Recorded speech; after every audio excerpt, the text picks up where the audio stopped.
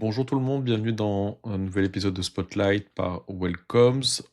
Aujourd'hui, on parle du Salon de la conciergerie locative, la 5e édition, qui a lieu le 24 mars à Marseille. Un rendez-vous qui grossit chaque année et qui dit quelque chose d'important sur l'état du secteur. La conciergerie locative en France se structure, se professionnalise et commence à revendiquer sa place dans l'industrie touristique. Mais est-ce que cette reconnaissance est vraiment en train de se concrétiser ou est-ce qu'on en est encore au stade des bonnes intentions? Pour en parler, j'ai le plaisir d'accueillir Sébastien Bellec, président du réseau CLF, le réseau qui fédère près de 145 conciergeries en France et qui est à l'origine de ce salon. Sébastien, est-ce que tu peux te présenter, nous parler du réseau CLF et ensuite on parlera de cette 5e édition du salon? Oui, bien sûr, Romain. Bonjour à toutes et à tous. Sébastien Bellec, donc comme disait Romain, président du réseau CLF. Je dirige le réseau depuis un peu plus d'un an et demi et je suis également gérant d'une conciergerie en Bretagne. Le réseau CLF, effectivement, c'est aujourd'hui 140 à 150 conciergeries qui sont adhérentes au réseau et on organise donc tous les ans le salon de la conciergerie. Est-ce que tu as, des chiffres? Tu peux nous donner un peu une image de, la réalité économique de ce secteur de la gestion locative, en France en termes de nuitées, d'emploi, de biens? Qu'on puisse un peu comprendre, à quel point, ce secteur peut impacter le tourisme. Oui, bien sûr, Romain. Alors, la dernière infographie officielle a été faite par le SPLM en avril 2024. Elle faisait état d'à peu près 250 000 logements en France qui étaient gérés par des professionnels. Un secteur qui, selon nos estimations, emploie à peu près plus de 41 000 personnes en France. Et cet accueil de professionnels, c'est plus de 10 millions de voyageurs qui ont été accueillis par des pros et un impact sur l'économie locale qui est important, c'est-à-dire que c'est à peu près 2 milliards d'euros qui ont été dépensés par ces voyageurs. Et on a à peu près une typologie de 90% de nos entreprises qui sont des très petites entreprises, donc c'est-à-dire moins de 10 salariés. Enfin, est-ce qu'il y a des ponts avec ces organismes-là? Est-ce qu'il y a eu des échanges suite à cette étude pour finalement leur montrer, la réalité de ce que c'est, au-delà de ce qu'on peut entendre dans les médias? Est-ce que tu sais, voilà, s'il y a des synergies qui se font? Oui, il y a des synergies qui sont déjà un petit peu engagées, mais aujourd'hui, jusqu'à présent, la conciergerie, notre métier était beaucoup plus reconnu comme un acteur de l'immobilier et non comme un acteur touristique, alors que c'est pas du tout le cas. C'est vrai que localement aujourd'hui, il y a beaucoup de conciergeries qui représentent une capacité d'accueil qui est bien plus importante que les hôtels, les campings, voire même les deux réunis. Donc on est vraiment aujourd'hui non pas un acteur de l'immobilier, mais surtout avant tout un acteur du tourisme. Et je pense qu'il y a encore beaucoup de travail à faire justement dans ce secteur. Donc la reconnaissance, elle est très différente d'un secteur à l'autre. En tout cas, aujourd'hui, notre métier a beaucoup évolué, s'est beaucoup professionnalisé, ce qui fait que les conciergeries, de par cette structuration, ce professionnalisme, aujourd'hui, certainement osent plus et en tout cas ont beaucoup plus de légitimité par rapport à ces instances du tourisme local.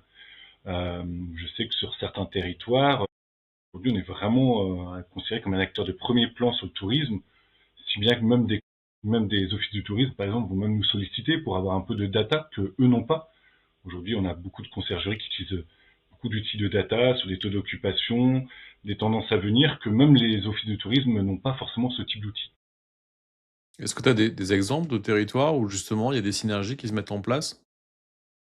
Ah, il y a quelques synergies qui se font de plus en plus sur le sud-est. Euh, Moi, en tout cas, qui suis basé en Bretagne et sur mon territoire, oui, on a de plus en plus de synergies qui se font également sur mon territoire, mais ça se fait encore un peu trop localement, effectivement.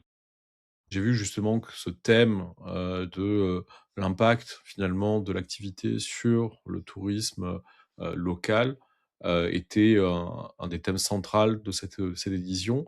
J'ai vu qu'il y a des intervenants justement qui ont représenté des institutionnels. Est-ce que tu peux nous en dire quelques mots?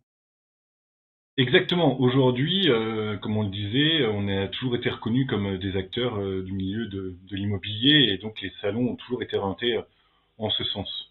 Sur cette 5e édition, on a vraiment voulu l'orienter sur ce segment qui, à nos yeux, est primordial, qui est vraiment de l'accès sur le tourisme et vraiment d'étendre un peu ce spectre, c'est-à-dire qu'aujourd'hui, les différents salons, on est entre guillemets, entre nous, en tout cas, on est l'industrie de la conciergerie ensemble, mais on n'a pas forcément toujours fait appel à des experts autres qui ont un œil différent sur notre métier et sur le tourisme de manière générale et l'impact qu'on pourrait avoir.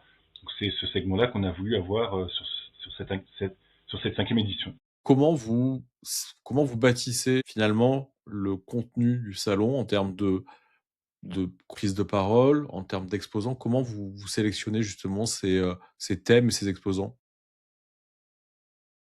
Nous, on a voulu vraiment que ce salon soit avant tout un salon de solutions, qu'une conciergerie puisse se poser les bonnes questions, puisse avoir vraiment une vision globale de tout ce qui transite autour de la conciergerie.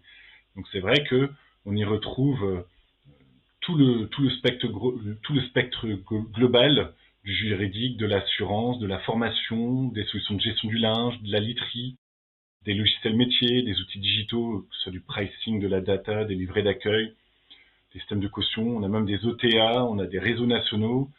Vraiment, on a voulu vraiment balayer de A à Z l'activité de la conciergerie et qu'ils puissent vraiment avoir euh, toutes ces solutions qui puissent être proposées et qu'ainsi, en une journée, ils puissent se poser les bonnes questions, se conforter dans le modèle qu'ils ont ou se dire tiens, il y a des nouveautés, il y a des choses qui me permettent peut-être d'améliorer mon business, d'avoir une approche différente. C'est vraiment comme ça qu'on a bâti l'offre.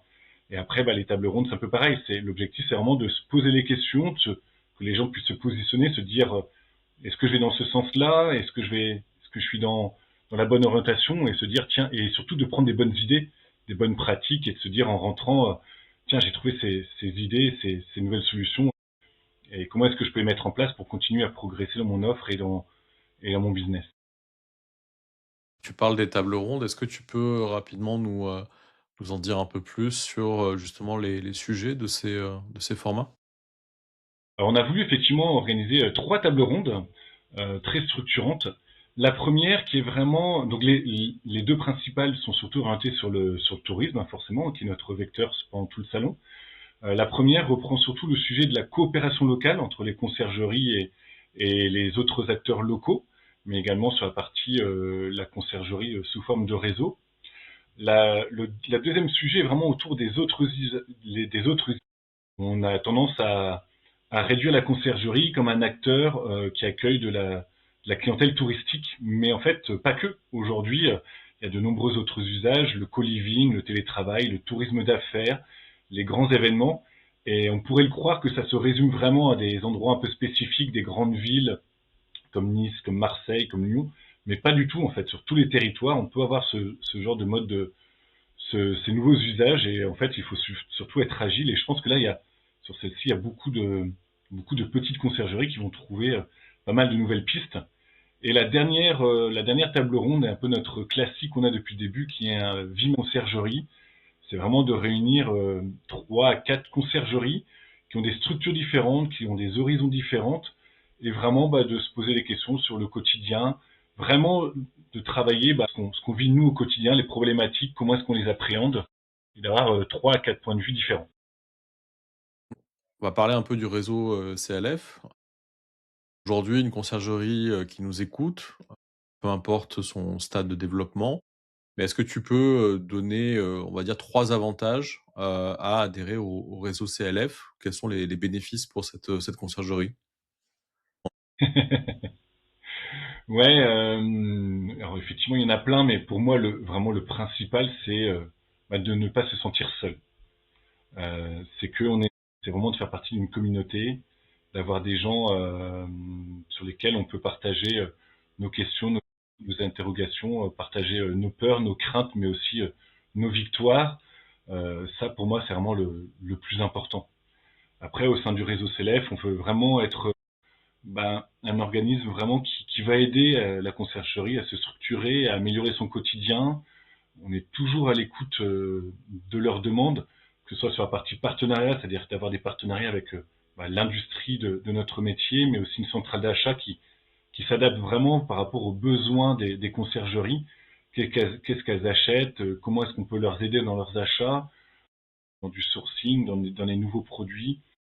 Ça, c'est un axe sur lequel on va travailler là, après salon. On a déjà pas mal de nouvelles choses sur la centrale d'achat qui vont arriver, des solutions numériques avec toute une gamme de produits Yel, des produits euh, premier prix aussi. On voit bien que les conciergeries, pour beaucoup, cherchent surtout le rapport qualité-prix, mais aussi le petit prix pour optimiser leur marge. Donc on va travailler, on a déjà travaillé pas mal sur le sujet. Il nous reste à le mettre en place, et puis aussi une nouvelle gamme de draps par exemple. Donc voilà, on est vraiment à l'écoute des adhérents pour essayer d'adapter notre offre et qu'ils puissent vraiment y trouver un intérêt. Je trouve que quand les conciergeries, les gestionnaires, se retrouvent sur ce genre d'événement, souvent beaucoup sont surpris pour la 1re fois qu'ils viennent, de rencontrer autant de personnes qui font le même métier qu'eux et de nouer des contacts, pour, finalement continuer, progresser, s'entraider. Donc c'est vraiment au-delà des contenus, des exposants et cetera, c'est vraiment un bénéfice qui est énorme, de rencontrer des confrères, des consoeurs, plus se sentir, seul avec ses problématiques. Est-ce que tu vois aujourd'hui en 2026, heu, une problématique qui est encore très difficile à adresser pour les conciergeries? Oui, alors la problématique qu'on a tous, hein, c'est forcément les communes, mais même pas qu'à notre métier, hein, c'est surtout le recrutement, le modèle. La clé dans nos métiers va rester surtout le ménage, c'est comment est-ce qu'on va piloter nos équipes de ménage, est-ce qu'on va salarier nos équipes de ménage, est-ce qu'on va prendre des prestataires, comment est-ce qu'on va s'assurer de la qualité, de la communication. On a des voyageurs qui sont de plus en plus exigeants, que ce soit sur la qualité, la propreté, au niveau de prestation globale. Donc ça, c'est vraiment la problématique vraiment qu'on a tous. Il commence à y avoir des outils qui peuvent exister, qui peuvent nous aider, mais bon, là, effectivement, il n'y a pas forcément toujours de recette magique, mais d'échanger entre nous, sur quelques petites astuces, comment est-ce qu'on fait. On voit passer, là, par exemple, la saison arrive, euh, comment est-ce que vous faites, vous prenez du CDD saisonnier, des auto-entrepreneurs, comment est-ce que vous gérez la qualité, c'est vraiment ça qui est la grosse problématique du moment. Ouais. On est à 10 jours, à peu près de l'événement au moment où on échange. Est-ce qu'il reste des places? Est-ce que je on dit aux Alors, il reste encore des places, effectivement, vous êtes tous les bienvenus. Alors la soirée avant salon, parce qu'on fait donc une soirée conviviale à chaque fois. Cette fois, comme notre modèle change, avant on était sur 2 jours, là on n'est plus que sur une journée de salon. La soirée se déroule la veille, qui est un super moment convivial, comme on disait tout à l'heure, sur le partage, l'échange, d'échanger entre confrères, qui est vraiment important. Donc là, on était sold out jusqu'à il y a peu de temps. On réouvre la billetterie pour rajouter encore de la place. On a vu que le lieu pourrait étendre ça. Donc, voilà, donc les places pour le salon sont ouvertes et la billetterie pour la soirée va réouvrir normalement dans la soirée ou d'ici demain on pourra reprendre des places pour la soirée également. Ouais. Je mettrai toutes les infos, dans, la description de la vidéo, la billetterie, les gens qui hésitent encore, vraiment n'hésitez pas. Donc rendez-vous le 24 mars. Merci beaucoup Sébastien, Merci à toi pour Romain. toutes ces infos. Merci de votre écoute.